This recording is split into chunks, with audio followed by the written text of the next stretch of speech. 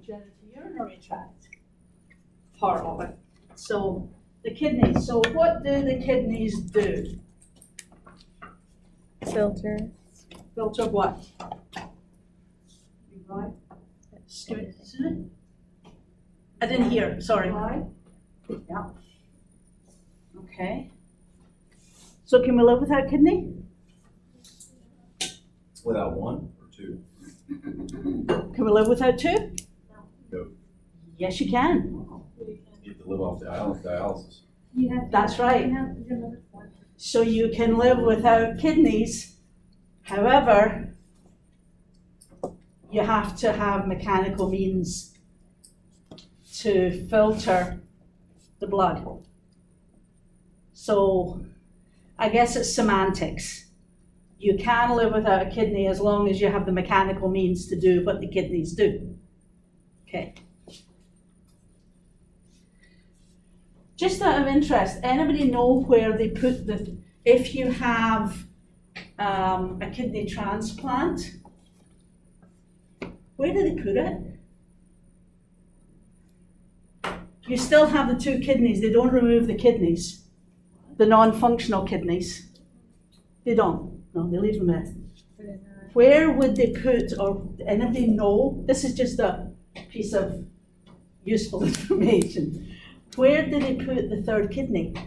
The kidney that they transplant from, whoever they transplanted from? In the middle. In the middle? Yeah. Good thought, but no. They put it down here in the groin, and they just they transplant the kidney and the ureter. So they basically put it right here, and then put the ureter up to the bladder. So what do they do with the other two? They leave them. They don't seal them off or anything? They don't have to do anything to the ureter? Well, it depends on what they've done before.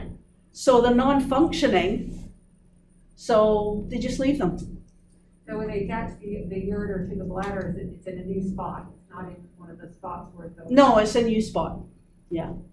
The So ureter- you'd have 3 ureters, basically, 2 of which don't work. Is there a high for transplant organs, like cancer? Is there any, like, do you see any kind of risk with? With transplant? Not for the transplant per se, but because you have to have anti-rejection drugs, it lowers your immunity. So therefore, you would be, and the transplant, the anti-rejection drugs have been known to be, I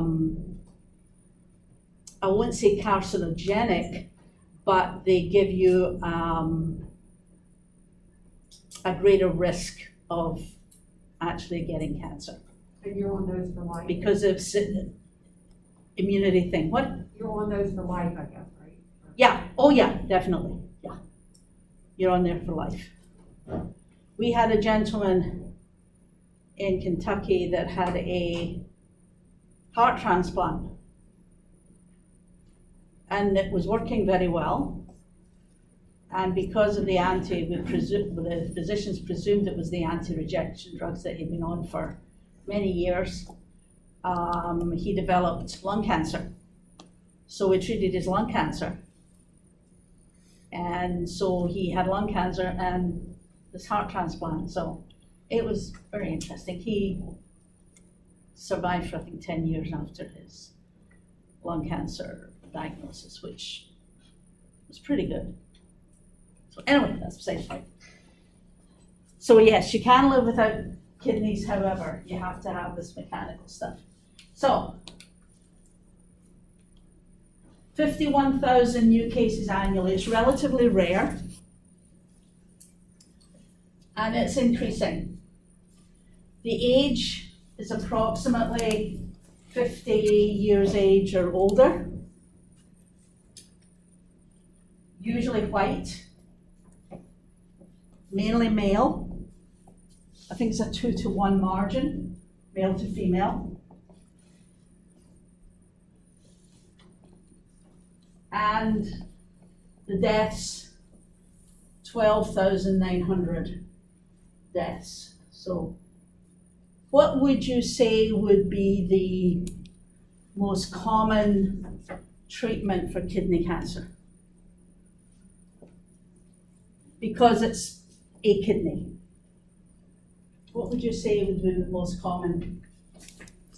Surgery, maybe? Excuse me? Would it be surgery? Surgery, yeah, because it's right there. You can take it, bless you. You can take it, you can take it out without damaging most other things in between. And you would, usually when you take the kidney, you take the adrenal gland with it, because it sits there. Seems like that would cause a lot more problems, removing the adrenal gland.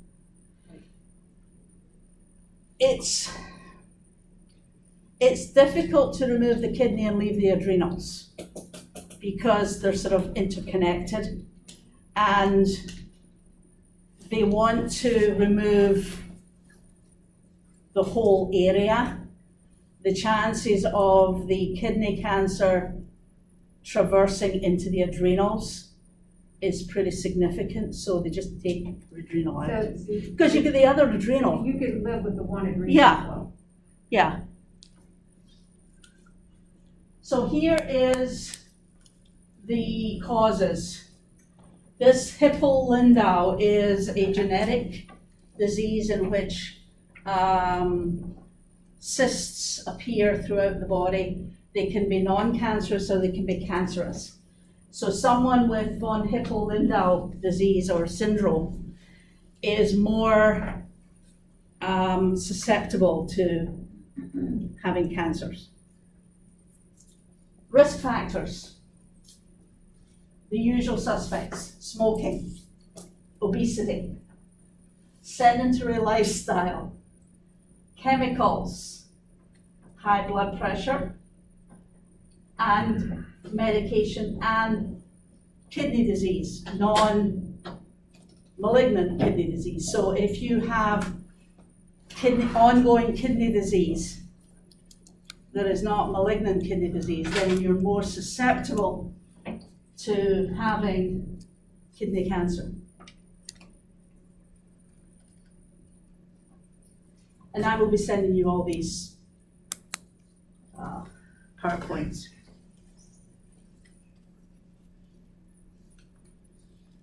So again, risk factor, these are all hereditary conditions.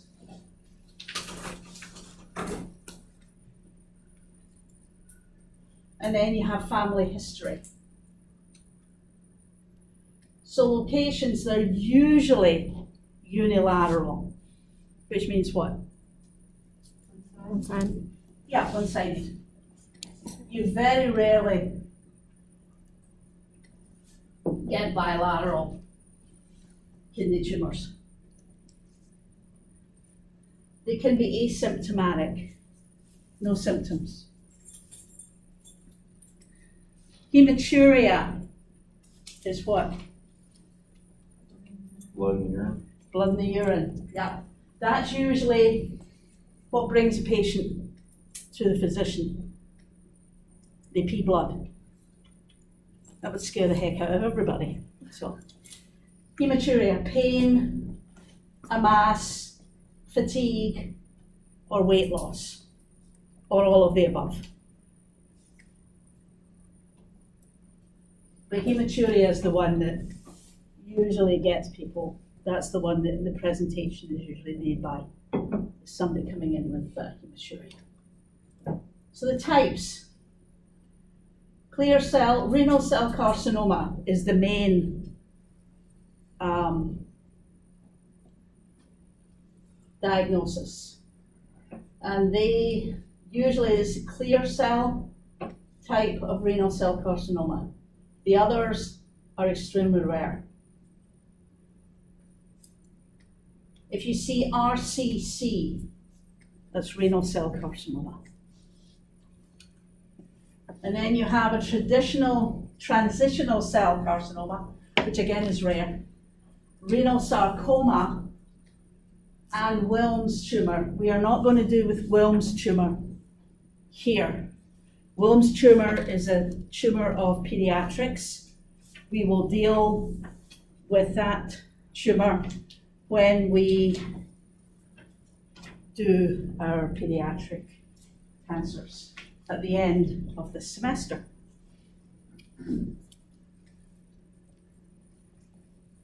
Because kids are always different. Direct extension, patterns of spread. When you think about where the kidney is, this makes sense. Direct extension to the inferior vena cava.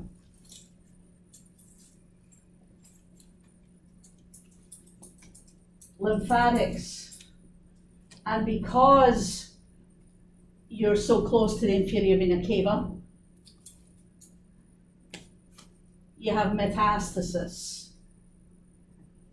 25 to 30% of the patients who present have metastasis when they present. Which means what?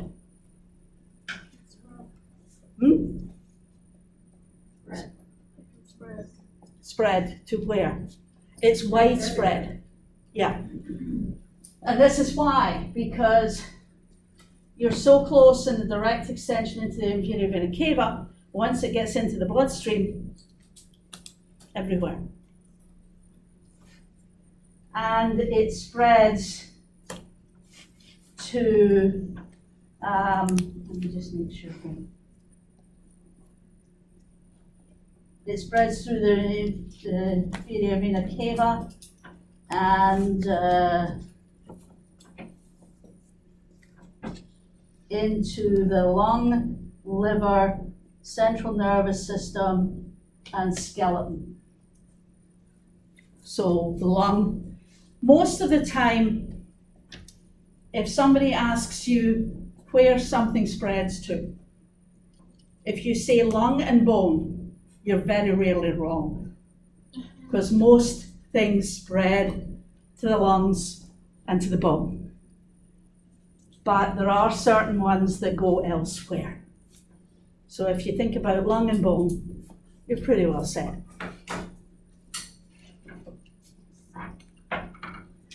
So the staging, I think, is in your book. So surgery, we were talking about surgery. Treatment of choice, yeah, because it sits there. Radical nephrectomy. What do you think that means? Radical nephrectomy. Taking out The entire kidney, yeah. Plus. the tissue. Say again? Tissue? I don't know. So basically, radical nephrectomy means that you're taking out the kidney, the adrenal, and probably the ureter as well. So you're taking away everything that is attached. Regional lymphadenectomy. Lymphadenectomy. What does that mean? Moving all the nodes around it. Yeah, so regional lymphadenectomy means that you're taking out all of the lymph nodes around the area. If it's, you're taking out what they call ipsilateral nodes, nodes on the same side of the body, of that region. Basically the abdomen. You take out all of the nodes in that area of the abdomen. Partial nephrectomy and laparoscopic nephrectomy. So partial nephrectomy could be that you just take out part of the kidney, just the part where the tumor is. It's not done very often because it's so easy just to take the whole kidney out. And laparoscopic nephrectomy is basically, explain to me. Hole. Pardon? They just do like a small hole. Yeah, you're basically doing it with surgical instruments through 2 holes usually. And they take them out that way. And you're taking out the whole thing or just partial? For laparoscopy. Nephrectomy, you'd be taking out the whole thing. Arterial embolization. Anybody get any idea what that might be? What is an embolus? Blockage. A blockage, okay? Usually where? If you have an emboli or an embolus, Arteries. Blood vessels. blood vessels, not necessarily arteries, but blood vessels, yeah. So if you have an arterial embolization, you're actually physically causing a clot so that it stops the blood supply to the kidney. And if we stop the blood supply, what happens? Kidney dies, or it stops functioning. So that's a surgical. That is a surgical procedure, yes. And that would stop the cancer from spreading? No, it would not. It would stop the cancer from growing. It wouldn't necessarily stop it from spreading because it could have spread before So that. you would still have to do other Yeah. treatments? Yeah, oh yeah. So chemo, investigational methods, immunotherapy. Anyone heard of either interleukin-2 or interferon? Interferon, probably everybody's, am I wrong, but everybody's heard of interferon? Yes, no? Yes, okay. And interleukin-2, these are all biological therapies. And these are also biological therapies. And then you have hormones, as well as the normal chemotherapy.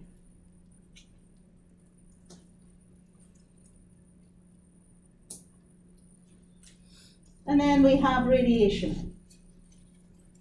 So we have what they call adjuvant and palliation. What do we mean by adjuvant? In addition to? Hmm? In addition to other? In addition to others. So if we were doing chemotherapy, then we may do radiation, which is adjuvant to the chemo, or the chemo is adjuvant to radiation. So we'll be doing both at the same time, or both, one following the other. Or we have palliation, which means, what do we mean by palliation? Relieve Quality of life. symptoms. Quality of life. Quality of life, relieve the symptoms. Uh-huh. So you're relieving symptoms, you're doing a quality of life. Why? Why do we call, what is palliation? It's not. You're right, curative. It's not curative. it's not curative. So you're treating the patient for symptoms, you're treating the patient to get them a better quality of life. Not quantity, but quality. So we know, the patient knows that we're not going to cure this, but we want to give him or her a good, reasonable quality of life. So we would use a lower dose if we're giving radiation to perhaps a smaller area, or maybe a larger area, depending on how far the tumor has spread. It may have been that they've removed the kidney, but before they removed it, it had spread elsewhere, maybe into the abdomen, maybe into the lungs, maybe into the bones. So the treatment would be to treat whatever area is causing the patient problems. So they may not have any problems with hematuria or pain in the belly, but they may have problems with their breathing, or they may have problems with back pain. So we would do that. That's what palliation means. Okay. Sorry? I was saying I've had immunotherapy before. Uh-huh. I got like Rituxan infusions. Okay. for- Yeah. Immunotherapy would be the interleukin-2, the monoclonal antibodies is what it's called. Oh. Okay. So patient positioning. So remember where the kidneys are. What kind of position would you have the patient in?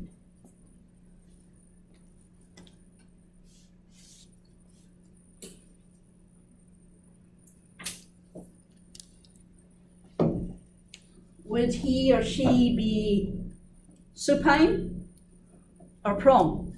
Supine? Pardon? I think so, Prone? Why? because aren't the kidneys kind of closer to the back? They are. However, the majority of the time, I know it doesn't make sense, but the majority of the time when we treat kidney, it's from supine. It's for the patient is supine. Simply because it's more reproducible to do a supine patient. And although the kidneys are posterior, they're retroperitoneal, it's easier to position the patient supine. So beam arrangement, depending on whether it's an adjuvant, curative, or a palliative. If it's a curative patient, then we probably would do a VMAT, which is the arc, or we would do some other type of IMRT. Now remember, VMAT is a type of IMRT. There's not VMAT and IMRT. It's one and the same.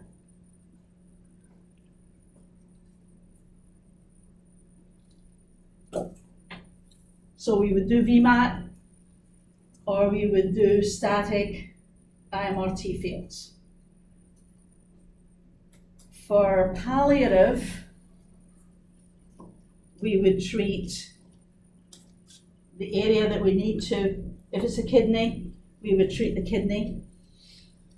And we would treat probably a 12 by 12, something like that, centimeters around the kidney. So look what the kidneys are like. There's a piece there. Okay, so let me, it's okay. Let me just move this a bit.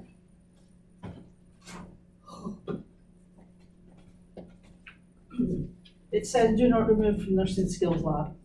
I stole it. Well, actually, no. They were throwing it out, so I said, don't throw it out, I'll take it. So this is the kidneys with the ureter came apart. Hang on. There we go. So this is the kidneys. So you can see the size of them. They're relatively the same size as they are. So you would take this area, and presuming that the kidney is still intact, you would protect this area. You would treat this whole area here.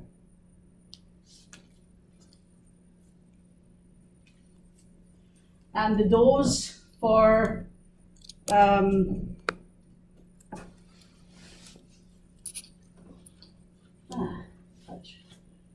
so the dose you would see is 45 to 5,000, which is a relatively low dose, but you have to remember it's in the abdomen, and there's a lot of very different structures there that you don't want to treat too much. What are the most organs at risk for an abdomen, in an abdomen? Fine. Yeah. And the kidneys. So we're treating the kidneys, so we don't have to worry about that. The spine is what we're looking at. If you're doing an APPA spine, you're doing this. Where's the spine? It's back here. So you have to be careful. What's the highest amount of dose that we can give the spine without causing problems? 4,500, yeah. How did you remember that?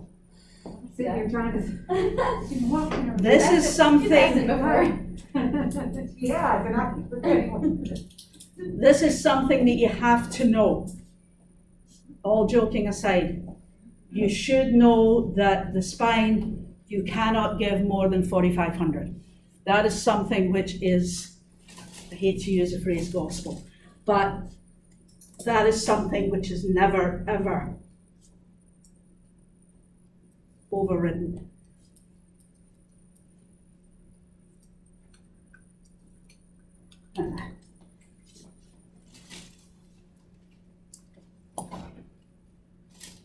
Okay, so the survival in kidney.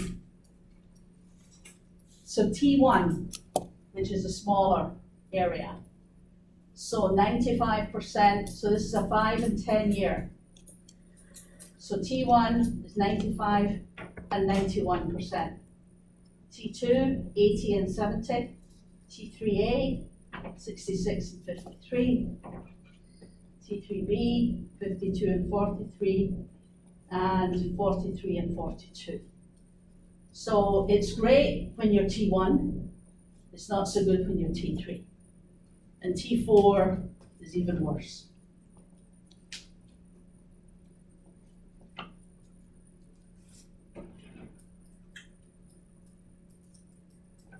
Okay.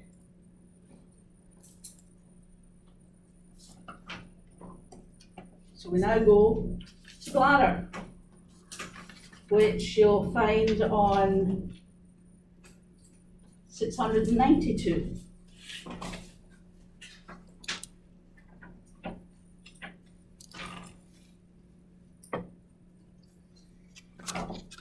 You'll notice the book is slightly different from these PowerPoints. 6,700 new cases annually, so it's much rarer than kidney. And the new cases are increasing. The age range is older. It's around 75-ish, thereabouts. Gender is mostly men. Race tends to be white.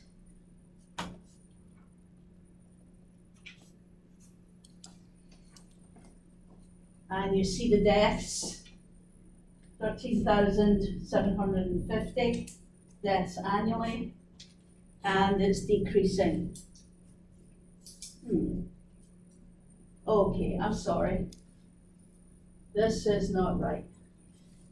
The book says 81,190, and the deaths are 17,240.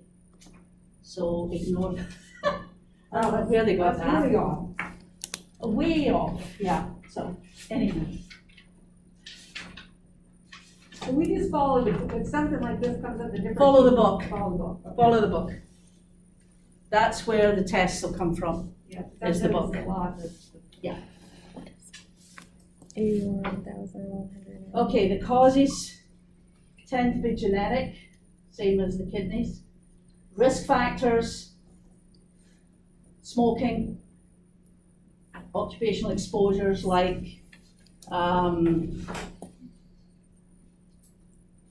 chemical factories and mechanics, things like that. Chronic bladder inflammation and personal history. So if you've had problems with cystitis substantially in your male, then you are at a higher risk.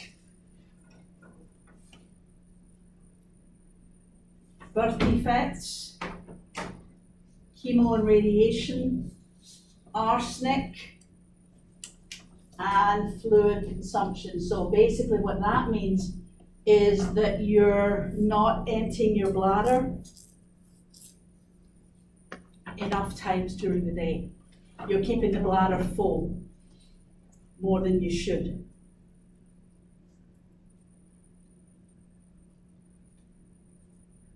I wonder if there's a correlation between teachers and bladder cancer. Because when I taught, you don't get to go to the restroom here today. You know? Well, that's true. That's true. Yeah. The one thing I would say would be that it is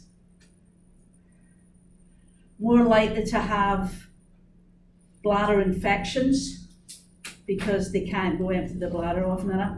I know that one summer when I was working clinical, we were so short-staffed and so busy that literally we worked from 8 in the morning till 1 in the afternoon, and then we had half an hour for lunch, and then we worked from 1:30 till 5, and I swear we never even got a bathroom break. It's hard. You just didn't have time. No. Literally, just didn't have time. It was either go to the bathroom or eat.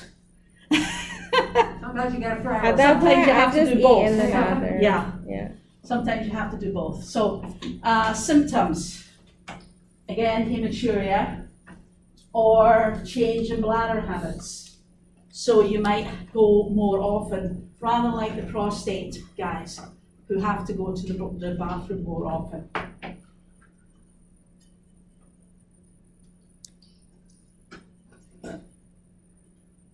So, 99.9% of bladder cancers that you will see in the clinic are transitional cell cancers.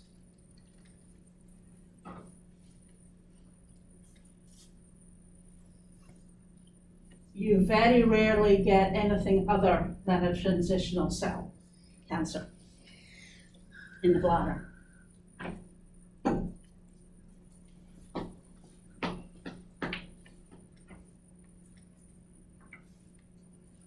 However, there are some.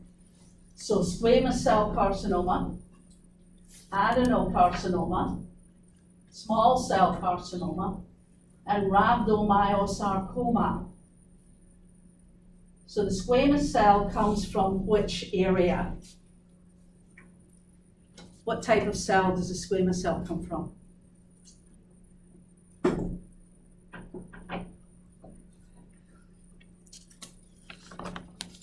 Anybody?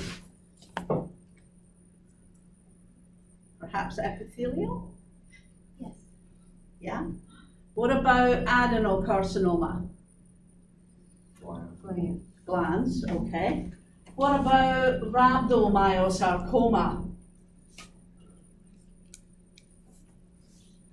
Is that muscular tissue? Pardon? Is that muscular tissue?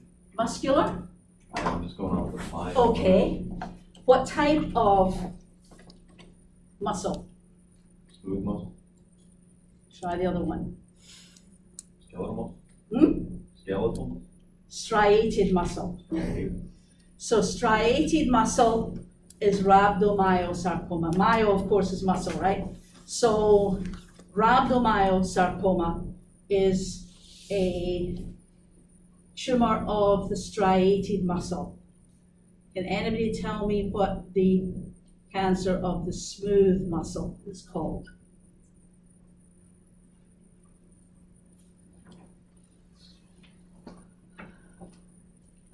Usually everybody can tell me one and not the other, okay? So the smooth muscle is called a leiomyosarcoma, or leiomyosarcoma.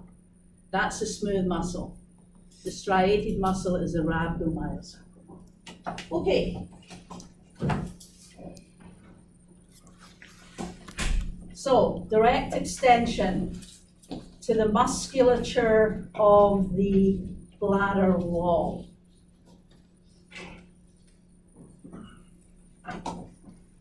So you notice that there's a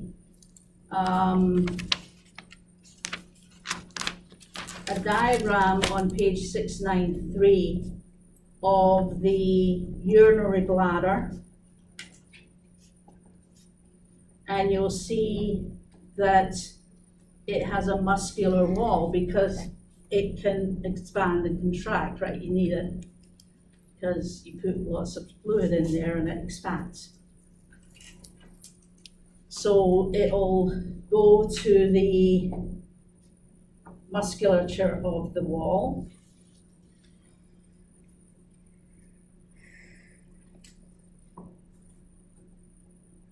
And then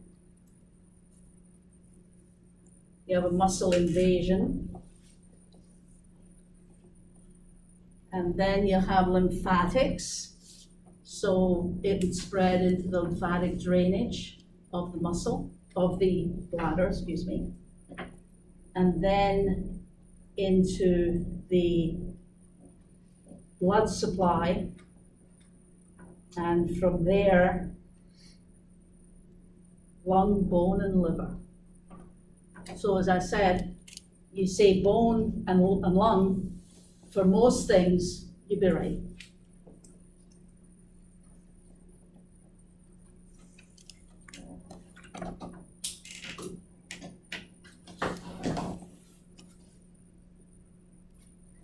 So again, surgery, cystectomy, and radical cystectomy. So like the rectum, they can take out the rectum and they may have to do a colostomy to allow the feces to be removed from the body, which means an opening in the abdominal wall. If you do a cystectomy, what is that? Removal of the bladder. Remove of the bladder. So if you remove the bladder, you have to have a way of getting rid of the urine. So this is where the reconstruction comes in. And you can have an opening with the same as a colostomy, only it's a urinary bag that hangs on the outside of the body.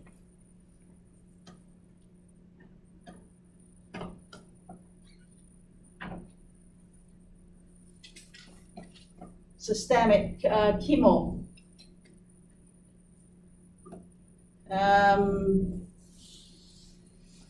You have systemic or intravesical.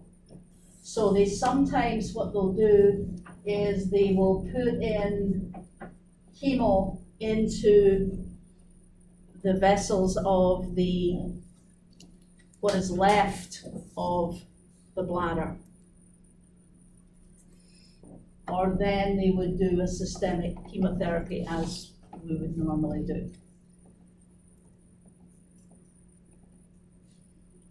So investigative methods, BCG,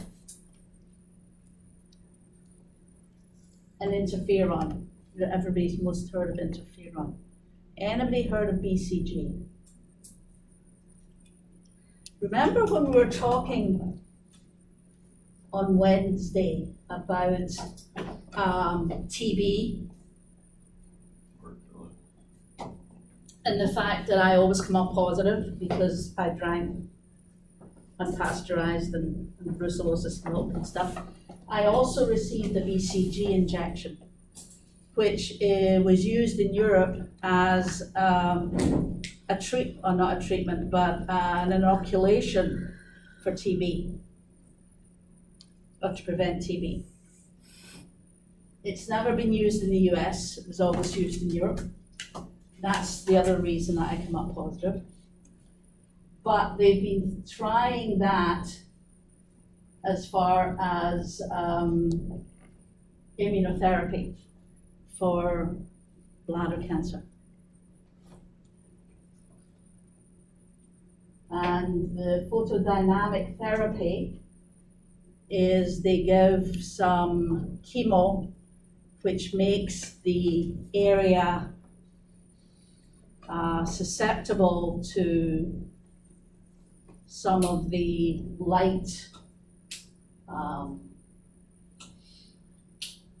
types of light which they think may actually treat the cancers.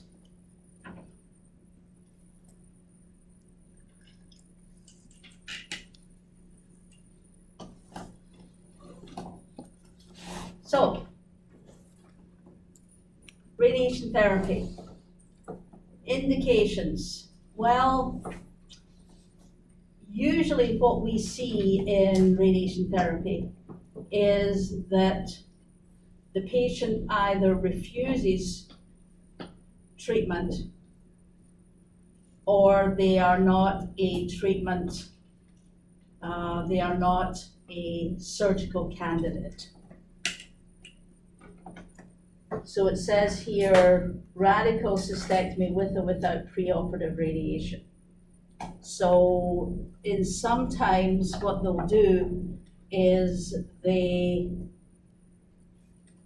will treat the cancer before doing surgery. And that the idea is to what they call debulk the tumor, make it smaller. So they have more chance of getting a surgical cure. Does that make sense? Okay. But if we have patients that are not surgical candidates or they refuse surgery, which some people do, when they find out that they're not going to have a bladder anymore, they decide to go ahead and have treatment.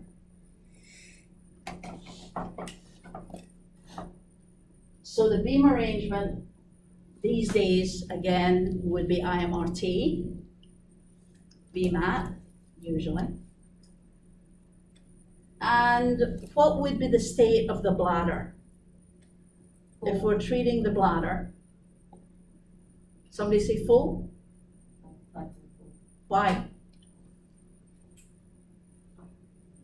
Why full? Sort of nice and like stretched out. It's something to do with the surrounding organ too, isn't it? So that you can, just to reposition it, or, I mean. That's when you're treating the prostate.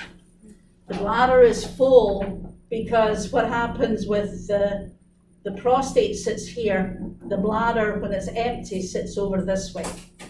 Sorry. So the bladder sits here. When the bladder is full, it moves itself up so we can treat the prostate without treating too much of the bladder. That's why the bladder is full for prostate. However, if we're treating the bladder, we want the area that we're treating, as in most cases, as small as possible. So we have an empty bladder. That makes sense. Doesn't it just too. sit on the prostate like you just said? Wouldn't that cause issues with it, or would you have to hit it in such an angle that it's not gonna touch the prostate at all? Unfortunately, if we're treating the bladder, the prostate is probably going to get treatment. But remember, the prostate is very radio resistant. We can hammer the bladder and still not do too much damage to the prostate. So the bladder has to be full, it has to be empty, so that it makes it small, so that we reduce the area that we're treating. And remember, we're not just treating males, right? We're treating females as well. Although it's very much more common in males, but we're still got females in there too.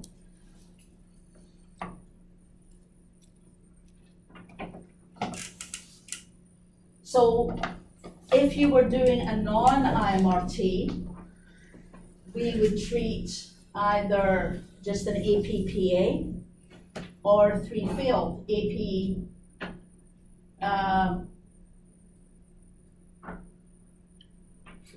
PA laterals. So if you look on page 695, you will see a field that covers the bladder. The bladder has been filled with radiopaque dye so you can actually see it. But this one, you're treating a fairly large area so you can get the nodes in. And you can see with the diagram where the upper and lower and posterior, anterior fields are placed. And the little one in the corner that says T is the actual tumor, so we would do that as a boost.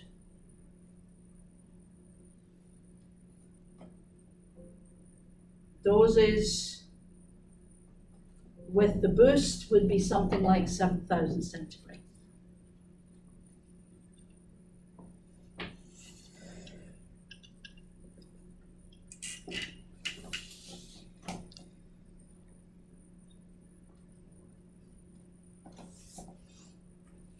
So again, the majority of the patients are treated with an empty bladder. And when we mean empty, we really mean empty. Same as the full ones, you give them something to drink and you make sure the bladder is full. With the empty bladder patients, you bring them down to the treatment area, you put them in the bathroom and say, go empty your bladder. And you wait outside, and then you take them from the restroom and take them into the treatment room. So they have no chance for the bladder to fill up again. Okay, so I have a question. Yeah, So like for me, my bladder never fully empties. yeah. It's a thing. So Mm-hmm. what would you do for someone like that? You would probably empty it as much as you could, put it that way. It would be as empty as it could get, put it that way. But, you know, if it's one of these things that is always half full or half empty, whichever way you want to look at it, they may actually go in with a catheter and pull the rest out, much as you'd hate to think that. But Yeah. Don't get bladder cancer. Child. But the same thing applies actually to prostate patients. There are some prostate patients who cannot hold the urine in their bladder. So what they do is, I hate to say it, they put a clamp on the penis so that they cannot physically pee. Once they fill their bladder up, yeah, I know, as he crosses his legs and hope for the best, they We put get a clamped. penile clamp on so that they cannot physically, and then of course it gets taken off at the end of treatment, but, or the end of the day. Right? But, or some patients are just catheterized. And when they want the bladder full, then they put a clamp on the catheter so that they can pee. So, yeah, I know it sounds weird. It's, Would you rather Implant or catheter implant? I'll just hold my feet. It's, let's put it this way, it's easier for the guys to hold it than it is for the ladies to hold it, so. That's for sure. Yeah. Car trip. Yeah, okay. So, for a palliative patient, you'd probably do something like 4,500. For a curative patient, you would do 5,000 and then the boost to the small area that you see on the diagram there, to about 7,000.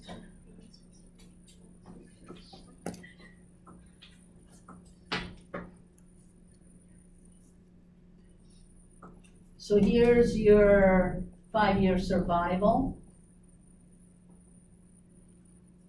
So stage 0, which would be carcinoma in situ, which means what? What's carcinoma in situ? Hasn't spread its original location. Still in the spot. That could be stage 1. So what is carcinoma in situ? What's the difference between carcinoma in situ and stage 1? Does that mean it's still encapsulated? Pardon? Does that mean it's still encapsulated? It means that it's proven cancer, but it is not aggressive, it is not invasive yet. So it's not encapsulated per se, but it is non-invasive. That would be your carcinoma in situ, which is stage 0. 95%, 1 is 85, 2 is 55, 3 is 38, and the poor people in stage 4 is 16%. That's a recurrence. And then your survival, you notice that T1 is, or carcinoma in situ, both of them, 82 to 100%, and it works its way down to T4. 5-year survival for T4 is 0 to 22%. That would be when it's spread outside of the bladder into surrounding tissues, which would be probably rectum, prostate, and lung, liver, that area. So ureter, very uncommon.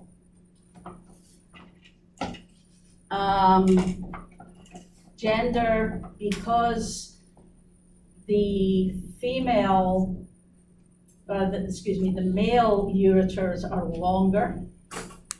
It tends to be more males. The age is about the same age as the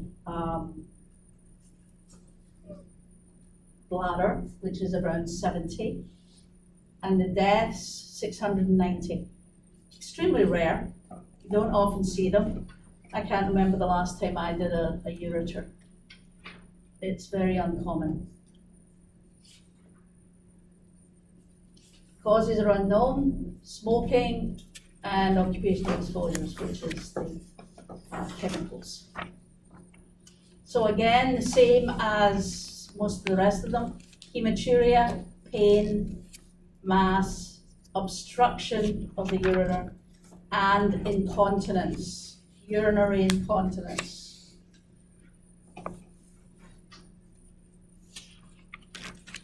And again, most of them are transitional cell.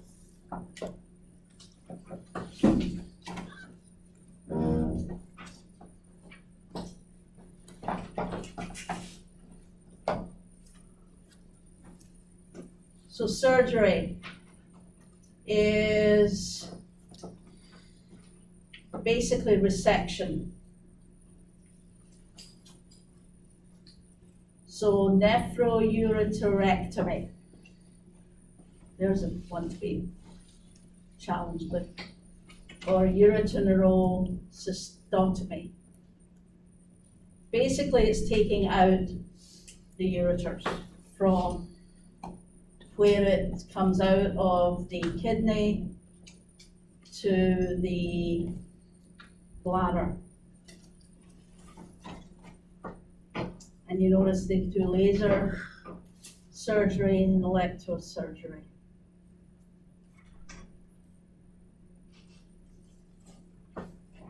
And then we have urethra, which is basically the same. Again, bladder cancer, chronic irritation, chronic inflammation. So again, if you don't keep your bladder working, if you don't drink as much as you should, and you don't go pee as much as you should, why is it the guys always go pee first? I don't know, anyway. Well, you just said he could hold it longer and he goes pee like. 4 Yeah, I know, and minutes he's a day. been away 3 times. Anyway, I could go right now. I did too when I was. you mustn't give him a hard time. I don't see, where is the ureters in the book? Cause I saw urethra. There is none, Okay. Oh, there is none. I was trying to read along. and I'm No, like, there is I can't none. find it. It doesn't exist, unfortunately. Okay, so I'll just go back over the slide. Actually, it is attached to the penis, Okay, that's what I was wondering. yeah. That's was the same one. So it does the male urethra, so You're saying the ureter or the urethra? The urine. well, the ureter is, the ureter, oh, the male urethra, yeah.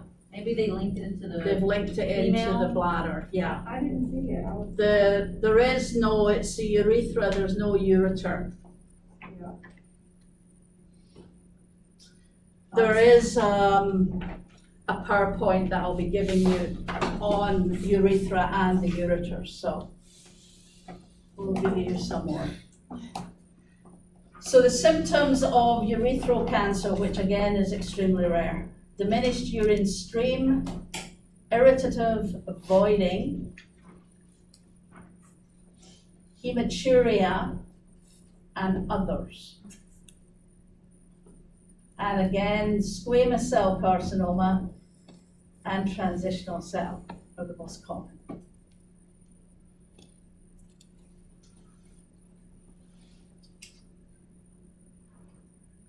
And we'll leave the penectomy for a little bit.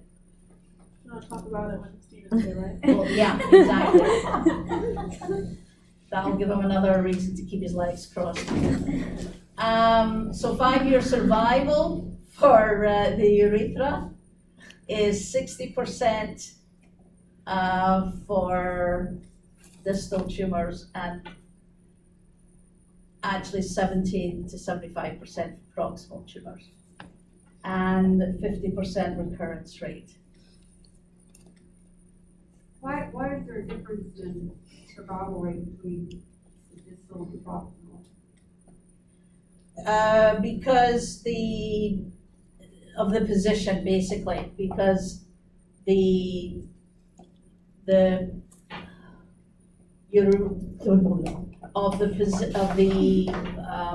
anatomical positioning. So they're Of the closer, urethra. the It's closer to one or closer to the other. distal would be closer to the bladder? That's correct.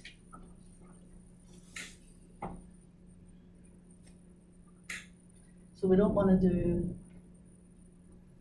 let's see if we can, let's test these. Oh, here we go. Okay. So, penis. Obviously, male. Race tends to be Caucasian. Although there is a higher rate in some African American males. There is only 1,500 new cases annually, so it's relatively rare. It's 1 per 100,000 males. The age is middle life, so 50 to 60 years of age. The race, again, is Caucasian, except that there's some of the African American males are at a higher risk. It has been shown that circumcision helps. Cancer of the penis is almost unknown in Jewish men. And this is what they're thinking, is that a lot of the cancers in the penis are in the foreskin. And if the foreskin's removed as an infant, then that cuts down a lot on the incidence of cancer. However, it says here on the book, it says the higher incidence in some areas of South Africa, Africa and Asia, and in black men, it seems to be related to the absence of the practice of neonatal circumcision. So there you go. It is, most of them are treated, like skin cancer. Because it's usually, or somewhat usual, that is the skin of the penis that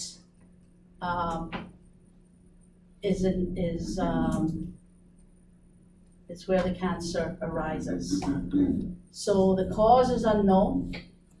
The risk factors are hygiene, phimosis, and smegma. And if you look, the phimosis is narrowing of the opening of the prepuce and is common in men with penile carcinoma. Smegma, a white secretion that collects under the prepuce of the foreskin, is carcinogenic in animals, although the component of smegma responsible for its carcinogenic effect has not been identified. So that's what those two mean. Hygiene, which again, so HPV, human papillomavirus, smoking, psoriasis treatment, AIDS, and circumcision, or lack of such. Psoriasis treatment, as in? Treatment, Like ointment? as in, well, it depends on what you use for psoriasis. Right. So there are some psoriasis that they've been giving some of the chemotherapy drugs. And they found out that that makes the patient more susceptible to production of cancers. And then, as I say, we've got AIDS and the lack of circumcision. So location, you have several locations that, depending on where you happen to be or where the cancer arises.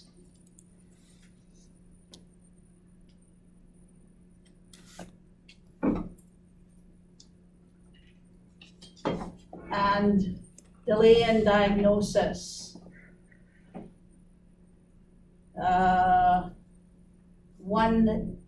More than 1 year. So 15 to 50% delay more than 1 year. So they see it as a wart or a sore, and they don't do anything about it. And it can get very nasty. Self-treatment. No, they're not going to cut her off. They usually put creams or ointments or something on. Or misdiagnosis. It can be misdiagnosed for psoriasis or something like that by somebody who doesn't know what to look for. Skin changes, color, and thickness. Discharge, ulcer, or swelling. These probably, not the fact that it would be color or thickness, but discharge, an ulcer, or swelling would usually get the guys in to see a doctor.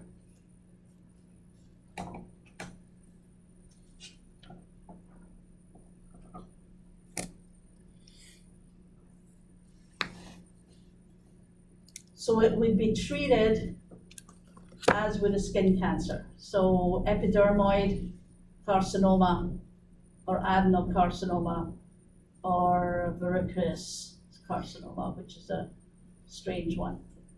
Okay, so carcinoma in situ.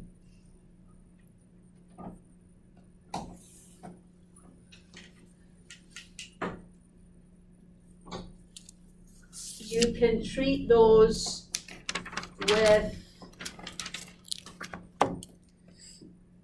skin cancer. You can treat those with creams, chemotherapy creams.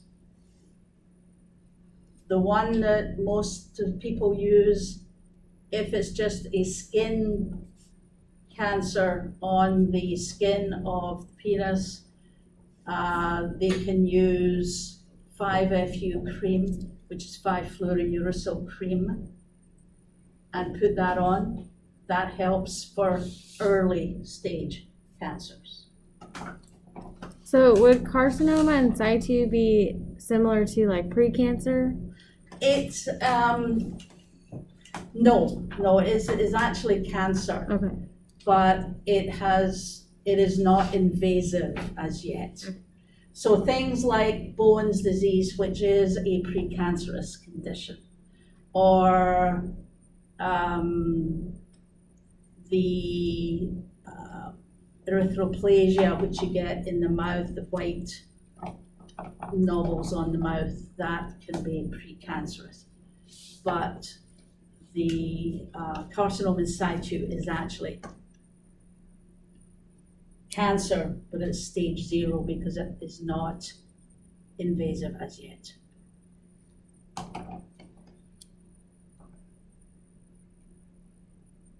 So, lymphatics. So femoral and inguinal lymphatics. And metastasis, it does occur late, and look at this, lung, liver, and bone. So again, so how do we treat this? So surgery, here we go, is treatment of choice. Excision. So you basically take out the lesion, or notice you have Mohs surgery. What's that usually used for? Mohs. Skin cancer, yeah. So Mohs surgery is skin cancer. So with early stage penile cancer, you can use Mohs surgery. You can use laser surgery as well, which again is used for skin cancer. You can use cryosurgery, which is what? Freezing, okay.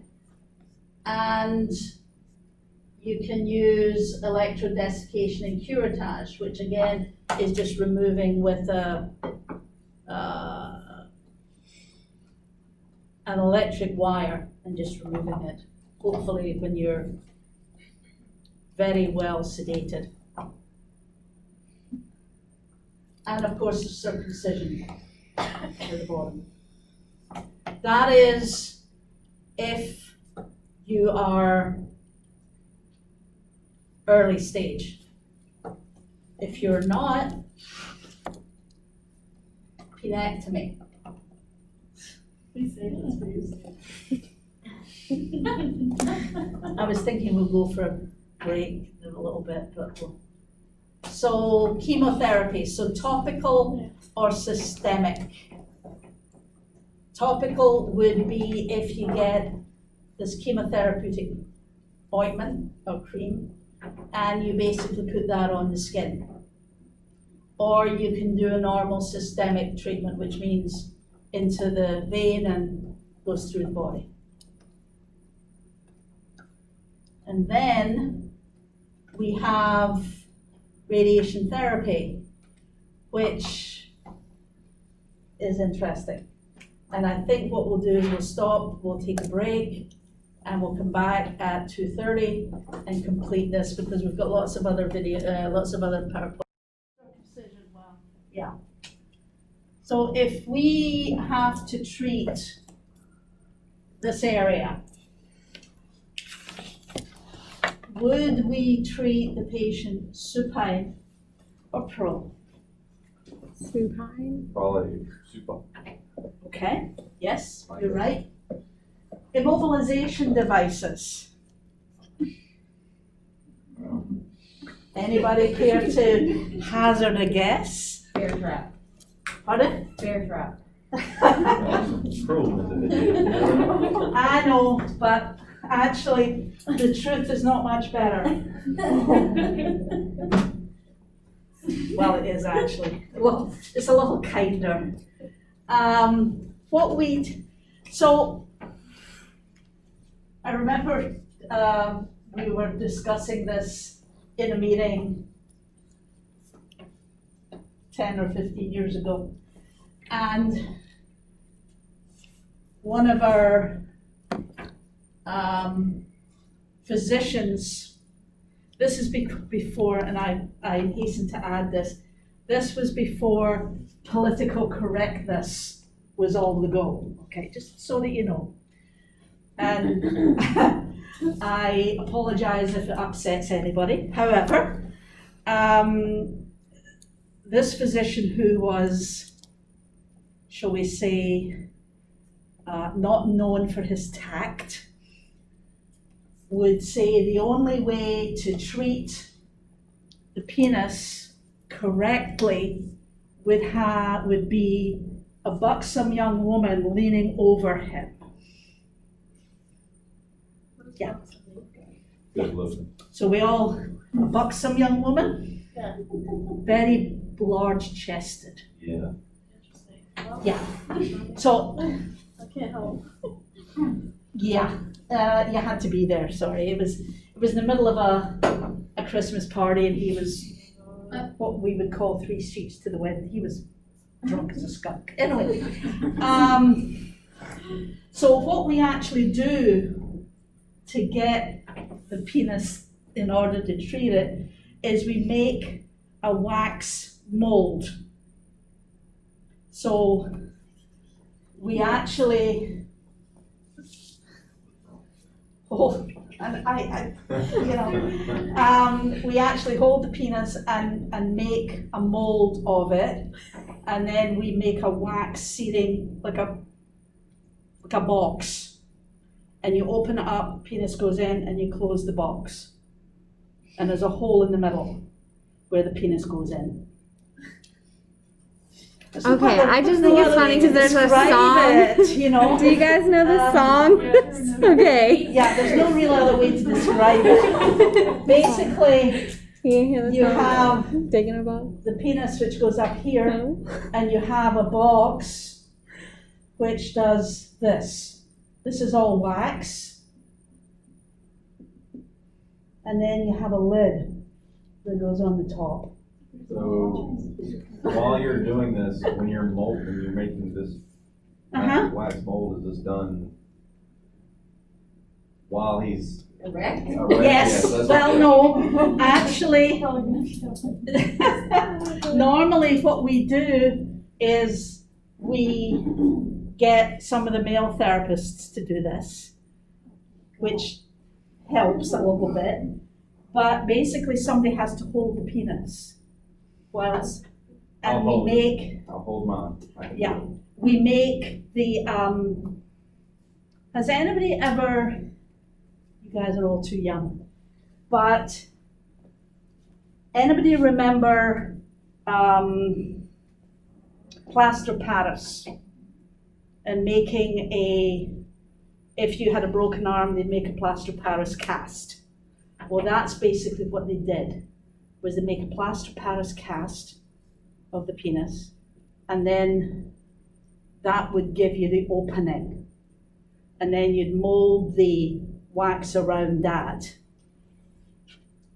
so that when the plaster of Paris was thrown out, and the penis would go up, so you'd have this penis stuck on this wax, or the wax put on the penis.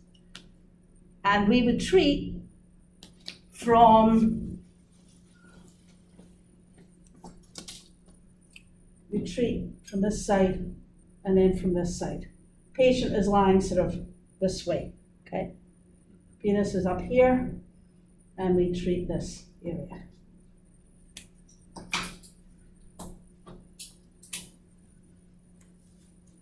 The beam arrangement, we just do parallel opposed, laterals. The dose, as you notice, is up to 7,000 centigrade. You have no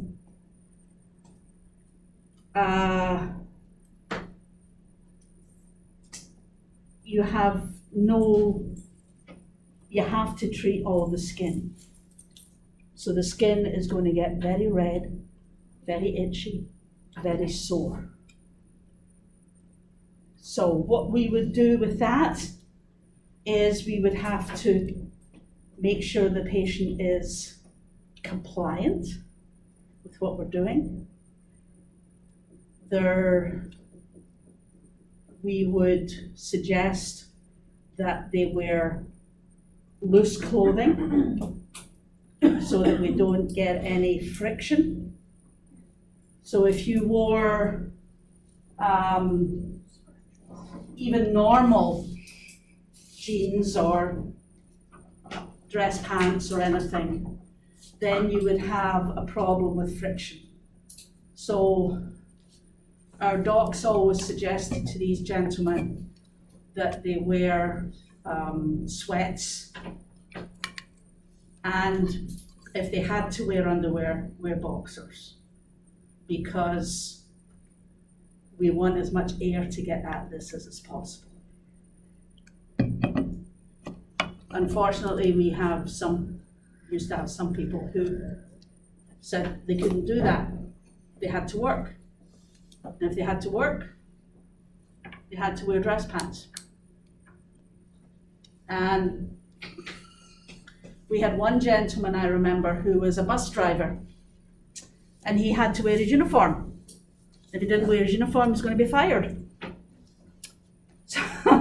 So our docs wrote him a little note saying that because he was under treatment for a skin condition, is what he put down, he would be obliged if the transit authority would allow this gentleman to wear, he could wear his dress shirt, but if he could wear sweats.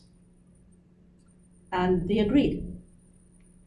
So it was much easier for him, because it can be a very nasty condition.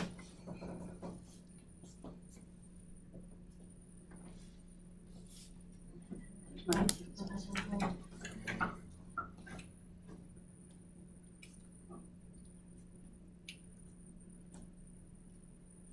Brachytherapy.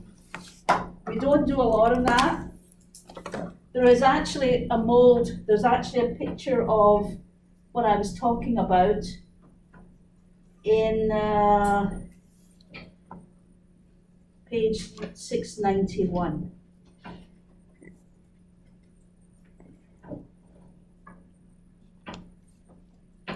You could use water, but it gets kind of messy. So we used wax.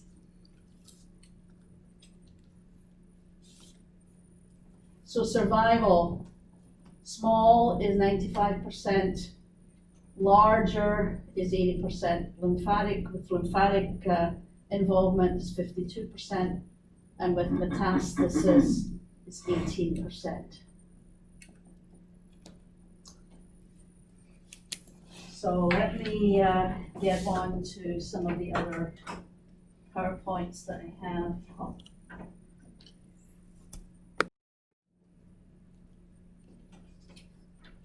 This is an older one, but it just gives you the anatomy of the penis.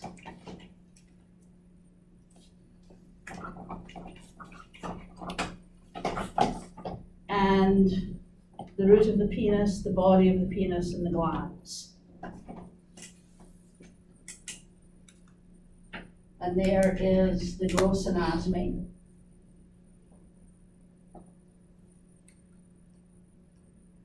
And again. And the vasculature, which we really don't need, but this is one for physicians, so this is why there's such. Lymphatic drainage, inguinal nodes, the femoral triangle, and the external iliac lymphatics. So where are those? The inguinal nodes and the iliacs, whereabouts in the body are those? We know those, or in your groin, Yep, and the iliac, like the iliac crest on your hips, is that what it's referring to? no, the iliac lymphatics. They're both in and around the groin. Is the iliac ones higher? Are the iliac ones higher? The iliac ones are slightly higher than the inguinal nodes.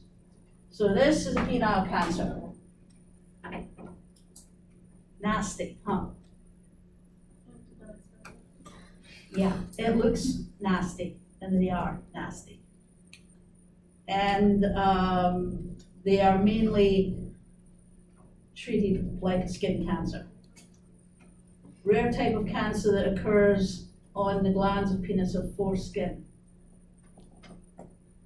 Squamous cell carcinomas, most of them.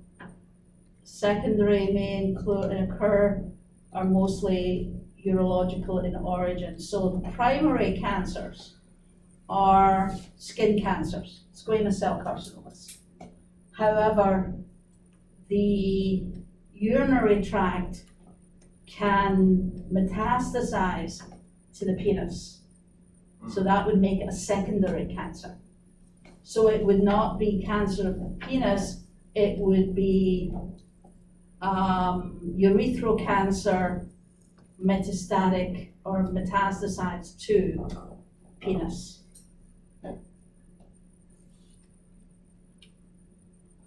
So risk factors: uncircumcision, phimosis, sexually transmitted diseases, leukoplakia of the glands. That's what is precancerous, the leukoplakia. Long-standing genital warts, or Paget's disease, which again is erythroplasia. So what's the difference between leukoplasia and erythroplasia?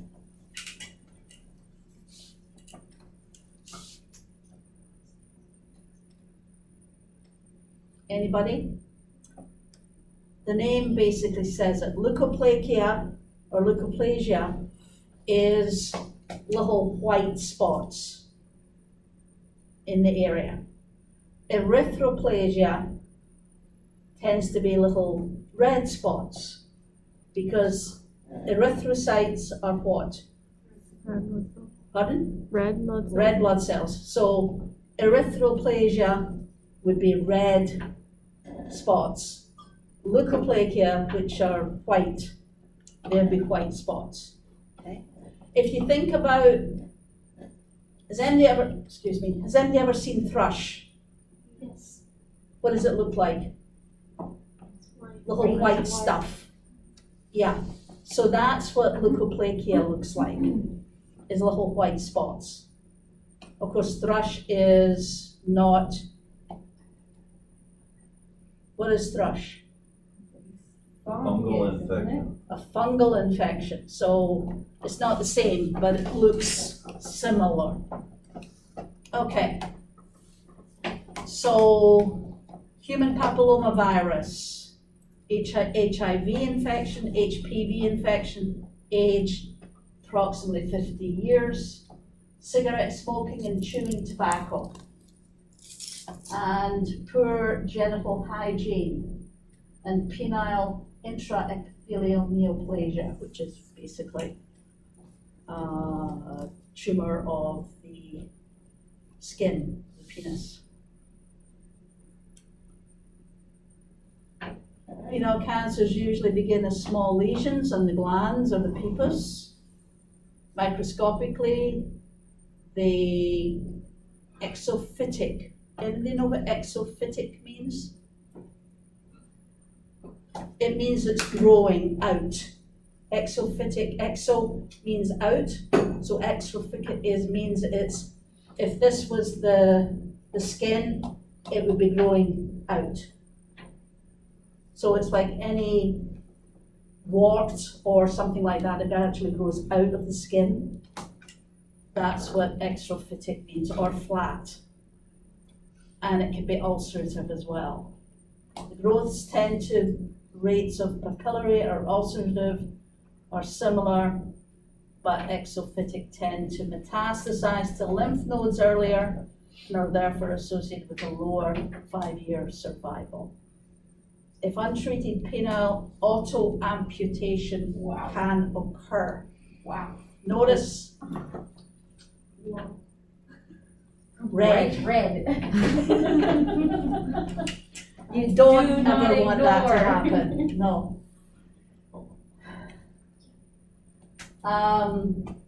Your penis will fall off. Pardon? I mean, it's a great lesson for your children. So your penis will fall off. This is a real Yeah. thing, it can happen. Well, So let your friend you know, and go to the locker. another reason why you always wear clean underwear, you Yes, know? I am.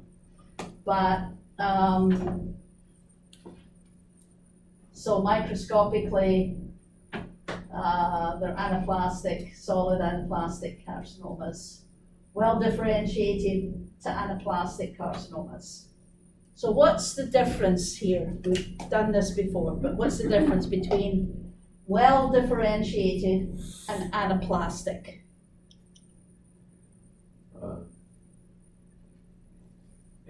Anaplastic means it's gotten rid of a lot of its specialized features, so if it was like a special function, like cell, like, I just remember because we just did this in, and for the, pituitary tumors, anaplastic tumors, it's hard, it was very, very radio resistant because it wasn't specialized at all and it wouldn't take radiation treatment. Well differentiated, it's very specialized.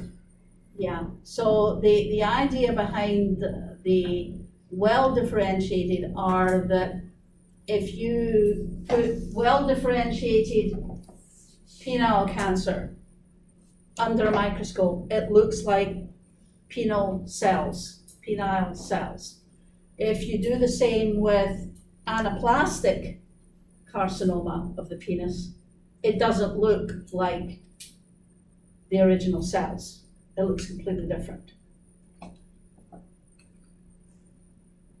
So the annual burden of penile cancer has been estimated to be 22,000 cases worldwide, with incidence rates strongly correlating with those of cervical cancer.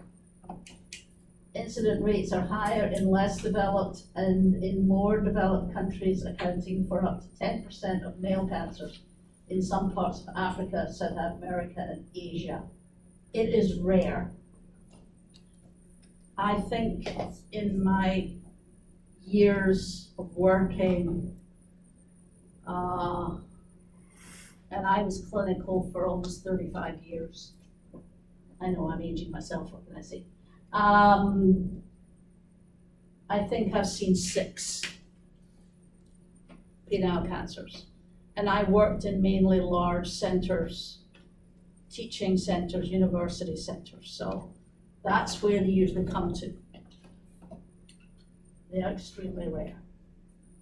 So stage 1, tumor involving only glands or pupils or both, 90% 5-year survival. Tumor, stage 2, tumor extending into body of penis, 70% 5-year survival. Stage 3, tumor having mobile inguinal nodes, 50% 5-year survival. And stage 4, tumor spreading to adjacent structures, fixed nodes, 5% 5-year survival.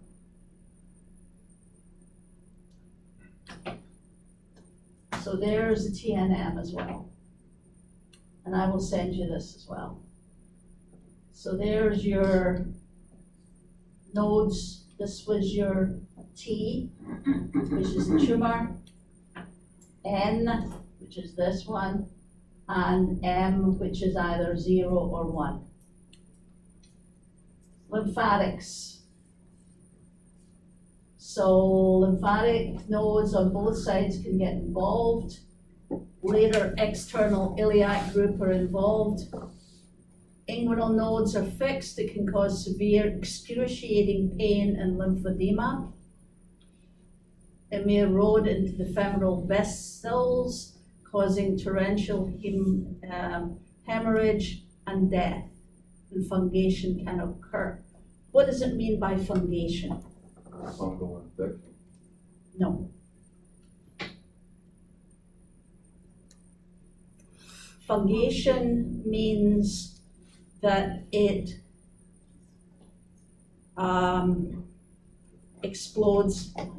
but it grows out of the skin and becomes like a mushroom. It grows out of the skin and it looks like a very stinky mushroom. It's basically diseased tissue that grows out of the skin. It grows against the skin and then suddenly it goes through the skin. So you have this tumor which is fungating through the skin. You don't often see it in anything other than skin cancers, of which the penis is one, or it sometimes happens in breast cancers.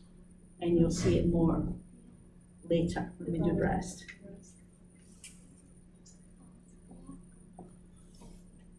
So lymphedema, because it's expanded into the inguinal nodes, so it's basically shutting off the lymphatic drainage from the legs. So it can cause very nasty pain. Carcinoma from the shaft of penis can spread directly to the external iliacs, and it spreads proximally to the body of penis, causing induration, which means you can see it sort of going in. Blood spread is rare, but it can go into the urinary system. And this is the grade. So the higher the grade, the more it is quick to spread. So G1 would be well differentiated. G2 is moderately, G3 is poorly differentiated. So that tells you that it is a very aggressive tumor. If you have a grade 3, it's a very aggressive tumor. So diagnosis, mostly are obvious clinical except those hidden by phimosis. Painless lesion on the glands, inner aspect of the pubic skin, penile discharge, dysuria, and palpable inguinal lymph nodes. What is dysuria? Trouble urinating? Difficulty urinating or no urination, you can't urinate.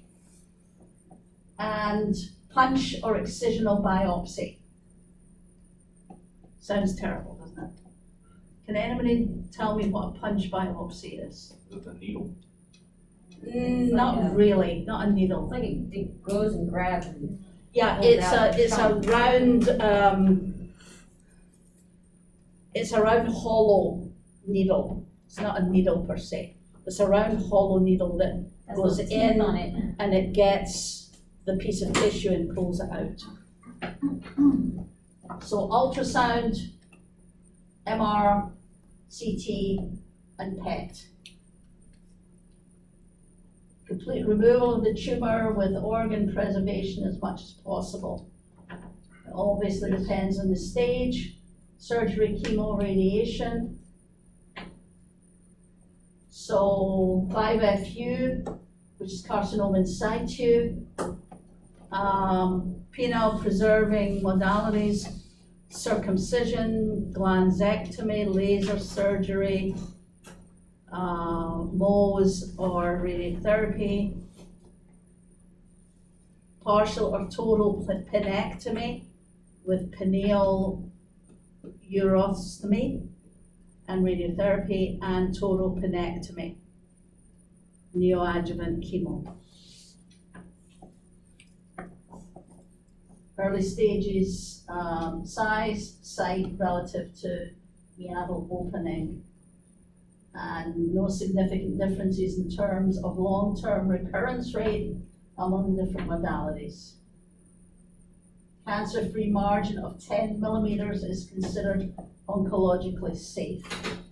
So you have to do a centimeter margin around the lesion to take it out. Complications and prognosis. From treatment, obviously, it's sore, it's uncomfortable. Psychologically is the one thing that we have to be careful of. I think the majority of the patients I've seen treated with this, they were always taken to see our psychologist, simply because of the area. It can be very psychologically disturbing. Yeah. Okay. So let's close that down, we'll look at something else. Okay, done that. Let's look at, you don't want to have surgery in penile cancer, that's the last thing you want to do. Okay. Urological tumors.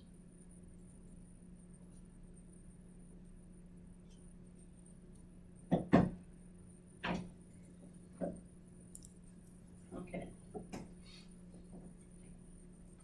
So you have renal cell carcinoma, bladder carcinoma, and miscellaneous. We've already done testicular and prostate, so we don't really need to do this. So here is a renal cell carcinoma. This is the carcinoma, arising from the proximal tubular epithelial. Twice as common in men as in women, occurs most commonly in the 4th to 6th decades of life. 2% inherited with the conditions.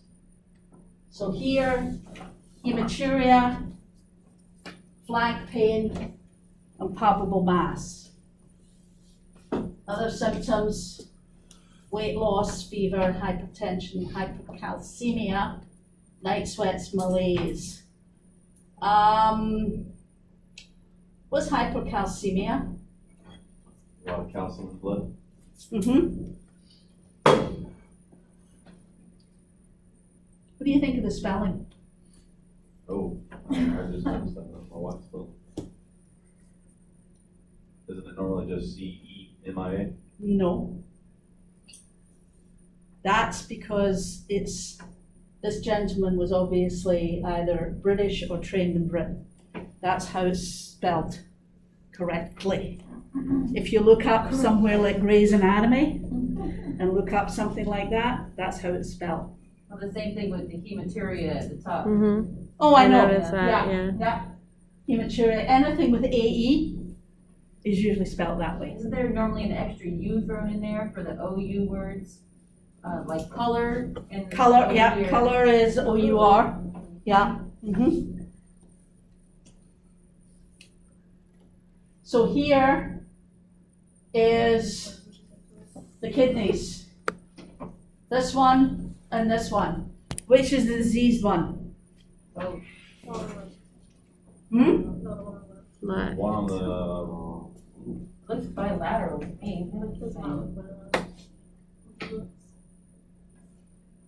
Which one looks I more think the one on the right. diseased? I think the right one looks worse. Yeah, this one looks worse. This one could be, yeah. It just looks like a big blob, so Yeah, and it's not supposed to be a big blob. that's is it? why I assumed that one was worse. Yeah, this one looks more diseased than this one does. Cigarette smoking doubles the risk and contributes to as many as a third of the cases. Obesity, hypertension, occupational exposure to petroleum products, heavy metal solvents, and asbestos. Analgesic abuse. Acquired cystic kidney disease, which is the normal type of kidney disease. And renal dialysis and renal transplantation. Remember we were talking about that right at the beginning? It's associated immunosuppression, renal transplantation offers an 80-fold increase in the risk of renal cell cancer. That's the one. So let's look at the surgical treatment. Radical nephrectomy includes removal of the kidney en bloc with Gerodes fascia, ipsilateral adrenal gland, or plus or minus regional lymph nodes as a standard therapy. Staging and evaluation of the presence of metastasis. Physical exam should be completed before surgery.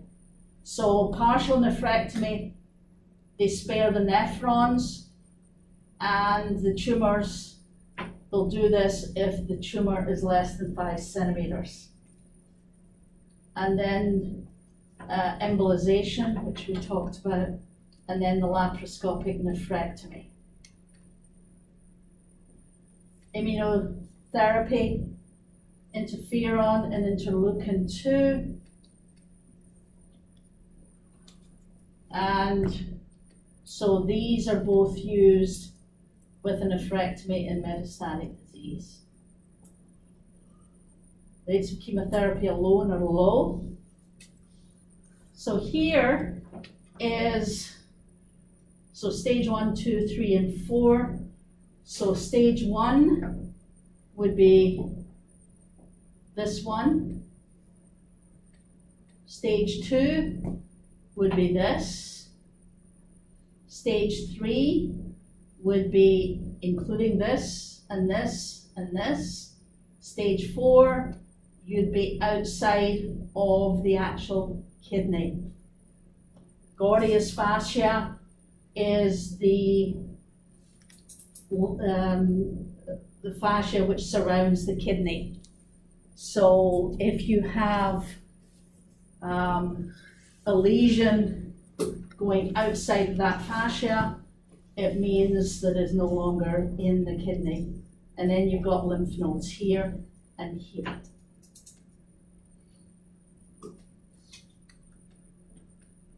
So bladder cancer, male to females, 3 to 1. 4th most common cancer in men, 10th most common in women. Almost all bladder cancers are urethral. Bladder cancers, more than 90% are transitional cell cancers, which means that most of them that you will see will be transitional cell. It says in developed countries. Now, unless you go and treat in the middle of Kenya somewhere, then you probably come across only transitional cell cancers. So, painless, 18 to 90% painless gross hematuria. Consider all patients with painless gross hematuria to have bladder cancer until proved otherwise. You'll find some of them that will come in and they'll have gone through the ER, for example, being admitted to the hospital, and they come down with a catheter in with a catheter bag attached. And you look at the stuff in the catheter bag and it's bright red. Doesn't look like urine, it looks like blood. And that's what gross hematuria means. Suspect bladder cancer if any patient presents with unexplained hematuria. So dysuria, urgency, frequency of urination. An advanced disease can present with pelvic or bony pain, lower extremity edema, there's that strange spelling again, from iliac vessel compression, flank pain from urethral obstruction or ureteral obstruction. Smoking. So these are all carcinogenic agents that are in cigarettes. Industrial chemicals, dyes, paints, solvents, combustion products, rubber, textiles, painting, driving trucks and working with metal. Several medical risk factors, patients with prior exposure to radiation in the pelvis, and chemotherapy with cyclophosphamide. Patients, this is another little thing that, patients with spinal cord injuries who have long-term indwelling catheters have a 16 to 20-fold increase of developing squamous cell carcinoma of the bladder. Why would that be? They have indwelling catheters. Irritation or something? Yeah, irritation and the fact that they may not be able to empty their bladder fully. And it's basically the irritation. So we use urinalysis, cytology, CT abdomen pelvis, IVP, or cystoscopy. So there is a papillary transitional cell carcinoma looking at it. Cystoscopy is a tube that they put up the ureter into the bladder, and it has a little camera at the end. That's what you see. This is a bladder tumor, here and here and here and here. So TNM staging. So this is carcinoma in situ, TIS, which means it's just there, it's not doing anything. You notice it's not got little tendrils coming out, it's just sitting there. T1A or TA, which is a small one. T1, which is not going very far, it's in the musculature, the inside of the wall. It's not doing too much. Stage 2, it's growing a little bit. Stage 3A, it's growing, but it hasn't got through the bladder wall yet. Stage 3B, it's gone actually through the wall. And stage 4, it's gone through the wall and off it goes. It's gone into the lymphatics, it's gone into the blood supply, it's everywhere now. Oh no. Yeah. So we're looking at treatment. So biopsy, intravesical immunotherapy. So again, you have this BCG. Chemotherapy and normal chemotherapy with mitomycin C. And then we may have radical cystectomy or cystoprostatectomy or prostatectomy. So you have cystostomy. So you're looking at taking away both the bladder and the prostate. And then you have radiotherapy. So there's the kidney, and the bladder. Superficial bladder cancer, grade 1, grade 2, and grade 3. CIS has a poor prognosis, which is this one, and a recurrence rate of almost 92%. Diffuse CIS, ominous finding with 70% progressing. So, but here's a 5-year survival for bladder cancer, 82 to 100%, 63 to 83, 67 to 71, 17 to 57, and then at the low scale, 0 to 22. Prognosis for metastatic traditional cell is dismal. Only 5% of patients living 2 years after diagnosis. And we don't want to do that. Okay. And I don't think we need to do that.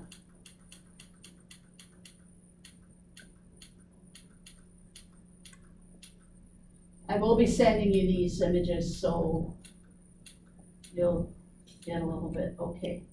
So this is miscellaneous images. So can somebody tell me what this is? Bladder under contrast and the bottom of the kidneys, you can see. This is what is called an IVP, intravenous pyelogram. So basically what we do is we put an injection of usually iodine-based material in and into the arm, and it collects in the urinary tract. So what we're looking for is we're looking to see the function of the urinary tract. So here you can see the kidneys, both of them. This is annoying, but you can see the kidneys, both of them, and you can see the ureter coming down here, and you can just about see it coming down this way. Can't see this one very well, but this one goes in this way. Can't see this one, but this is the bladder. And then, of course, this gets excreted out. So you'd be watching this on a monitor. So here's the kidneys.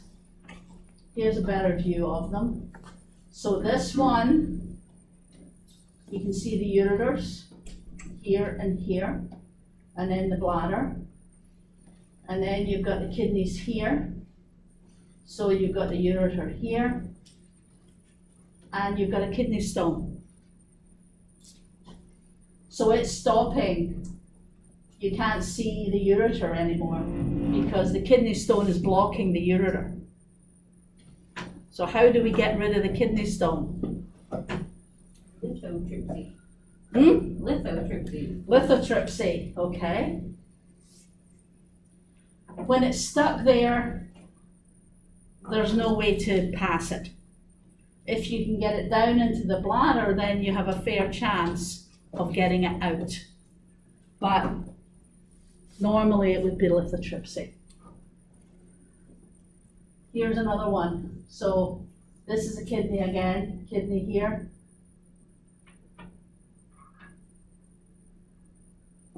And this, there's something there, and there's something there. And this is, they're looking, obviously, they're trying to get the kidney stone out of the way. Sorry. That's okay. They've obviously threaded something in, trying to get this out of the way. I'm presuming that's what it looks like.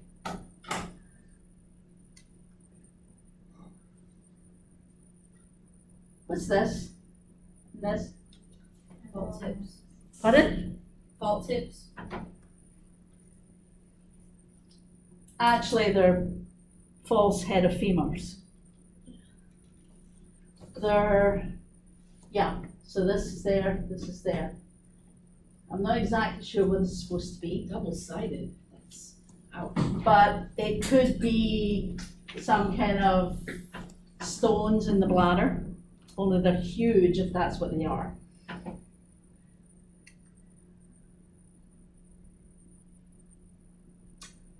So, anybody give me an idea what that might be? Colostomy bag? Hmm? Colostomy bag?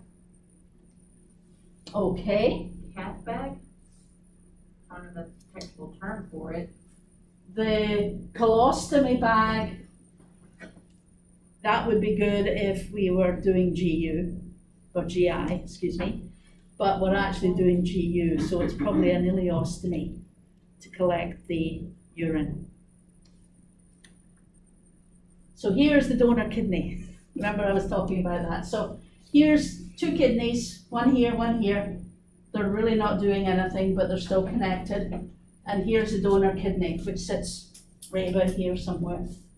And they complete it with the renal artery, renal vein, and the ureter. So they basically splice those onto the veins and the arteries, and then the ureter goes into the bladder. So are they using other blood vessel tissue to splice it into, or are they using artificial material? No, the renal artery goes onto the iliac artery, and the renal vein goes onto the renal vein, or the iliac vein, excuse me. So here is the iliac artery, and the renal artery just gets spliced onto it. Oh, I understand what you're saying. For some reason, I thought when they were doing the kidney transplant, they didn't keep the Oh, yeah, renal they artery keep- and vein. They keep all of the stuff.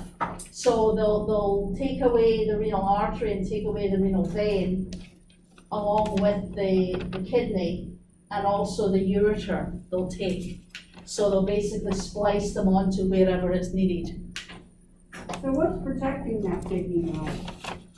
Well, Like from, like our kidneys are kind of protected normally, but what protects it when it's down here, like? well, nothing really, apart from the fact that the same thing as protects the bladder and the prostate and the female So reproductive. it's that far down, it's kind of down in that. It sort of sits here, it sits about here. So it's not actually in the groin, it sits about here. So there's lots of, depending on your Padding. patient, Probably lots of deep set. padding. Kind of like a fallopian tube, like where the ovaries are deep set, where they put it down deeper, Yeah. so it's a little more protected. Yeah, yeah. And actually, when, this is taking me back for a while, but in 1980, some bright person decided that this was before a lot of the anti-rejection drugs came out. And they decided that if we give the patients or the actual donor kidney some radiation, then it would help the rejection process or stop the rejection process. So the patients would, and that's the reason why I know that where the kidney is. The patients would come down straight off the ER, come down to the radiation therapy department. We'd give them some treatment, and then they go back upstairs to the hospital. And it worked. Oh, it did work? Oh, wow. Yeah, it did work. I was just saying. But this was before a lot of the new anti-rejection drugs, because the anti-rejection drugs are relatively new. So, yeah.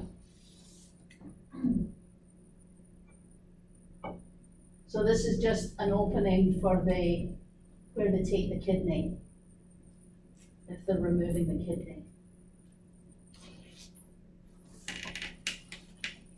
And there's an nephrostomy bag and tube.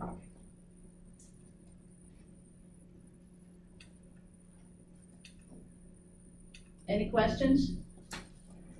We're getting there. Okay, so that one was reasonable. Let's see. Bladder cancer.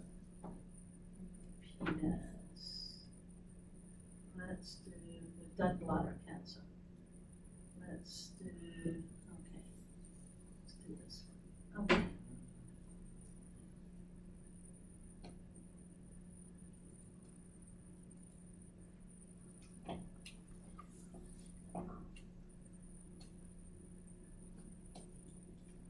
Okay.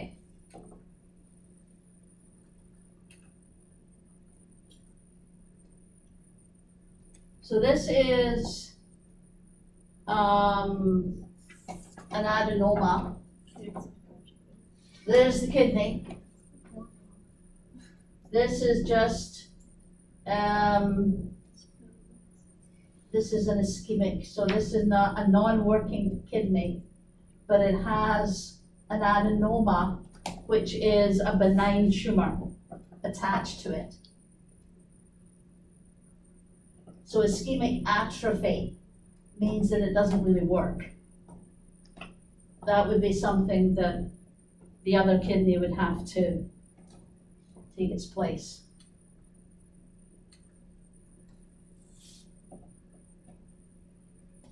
So clear cell cancer, hereditary clear cell, and mutated oncogenes, so we'll just do that. Here's a renal cell carcinoma, most common primary renal tumor. And it's right there.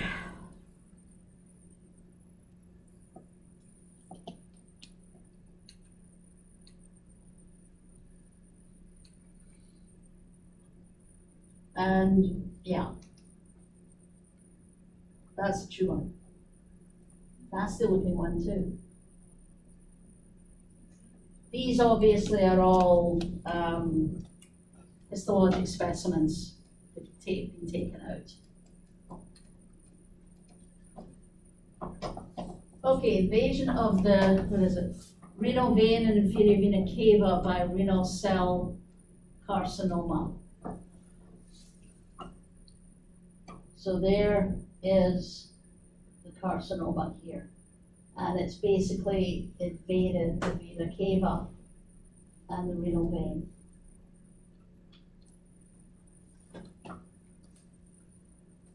Transitional cell of renal pelvis. Again, here. So what's the difference between what we're seeing here, which is a renal cell carcinoma, or transitional cell carcinoma, excuse me, and a benign tumor? What would be the difference? What would they look like? What would the benign tumor look like? Here you see it, and it's sort of stretched out. It's basically got no edges. It's expanding everywhere. What would be different about a benign tumor? More encapsulated? Encapsulated, yeah. Anything else? It would, as you say, it's encapsulated. It wouldn't be so uneven. Would be more uniform. It would be more uniform. It would be maybe circular. So it wouldn't be this size. It may be this size, but it would be more uniform. This is a Wilms tumor, which is also called a nephroblastoma. And there it is there. And this is the one that's the pediatric tumor, which, as I say, we'll go into later. but you should at least know the name. And here's another one. So this is extended beyond the confines of the kidney. So this, all this is the tumor.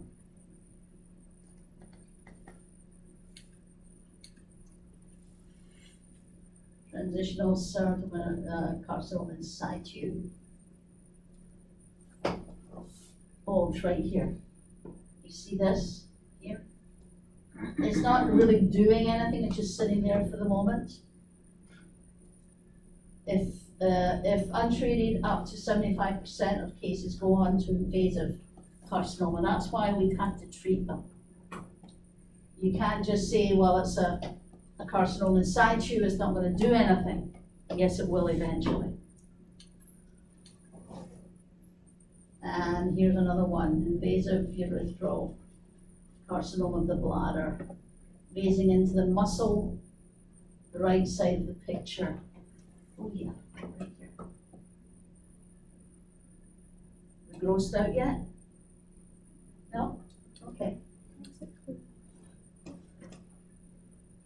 Advanced urethral cancer of the bladder, which is spread posteriorly and invading the uterus.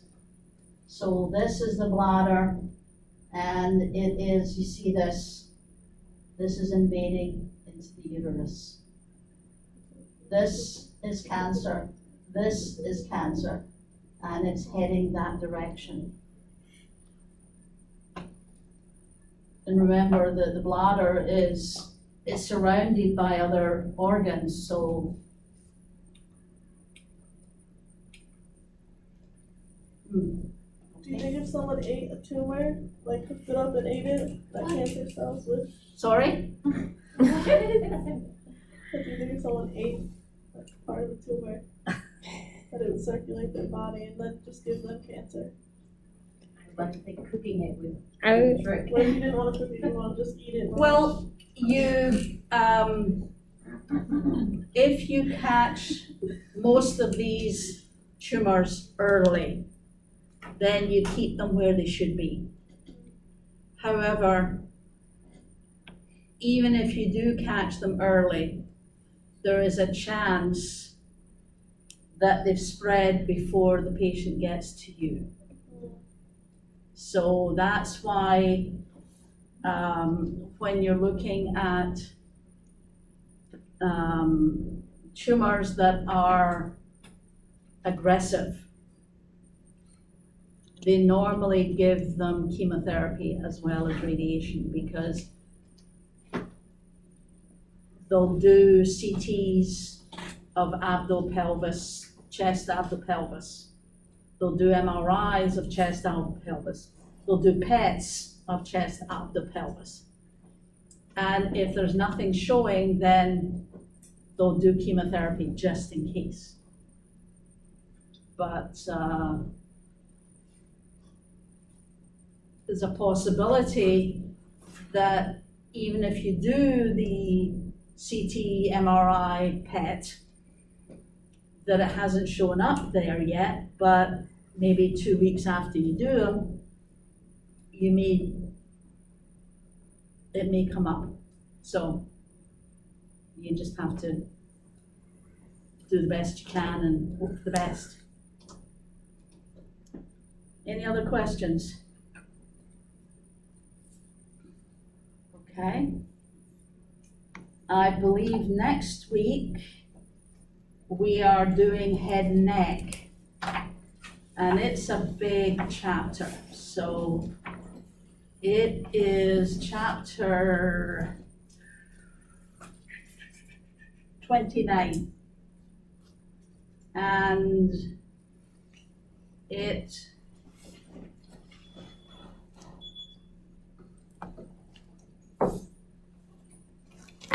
goes from page 571 to 610. And this will probably take us 2 or 3 weeks to get through this. Okay? That big